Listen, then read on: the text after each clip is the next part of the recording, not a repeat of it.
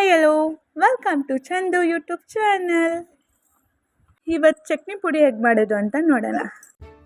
250 grams of ಶೇಂಗಾ, 1 spoon ಜೀರಿಗೆ, ಸ್ವಲ್ಪ ಹುಣಸೆಹಣ್ಣು, 2 ಬೆಳ್ಳುಳ್ಳಿ, 3 ಕಡ್ಡಿ ಕರಿಬೇವು, ಚಿಲ್ಲಿ ಪೌಡರ್, ಅರಿಶಿನ, ರುಚಿಗೆ ತಕ್ಕಷ್ಟು ಉಪ್ಪು.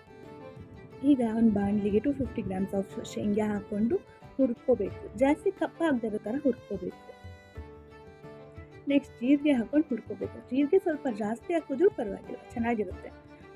ಈಗ ಒಂದು ಬಾಣಲಿಗೆ ಸ್ವಲ್ಪ ಎಣ್ಣೆ, 3 ಕಡ್ಡಿ ಕರಿಬೇವು ಹಾಕ್ಕೊಂಡು ಹುರ್ಕೋಬೇಕು. ನೆಕ್ಸ್ಟ್ ಹುಣಸೆಹಣ್ಣು, ಸ್ವಲ್ಪ ಅರಿಶಿನ, ನಾನಿಲ್ಲಿ 1.5 table spoon of chilli powder ಹಾಕೋತಾ ಇದ್ದೀನಿ.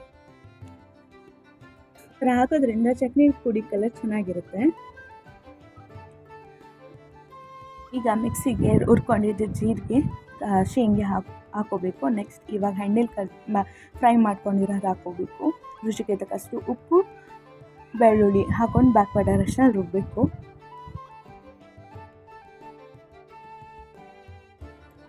ಹಾಗೆ ಬ್ಯಾಕ್ವರ್ಡ್ ಡೈರೆಕ್ಷನ್ ರುಬ್ತಾ ಬಂದರೆ ಚಟ್ನಿ ಪುಡಿ ರೆಡಿ ಆಗುತ್ತೆ. Thank you.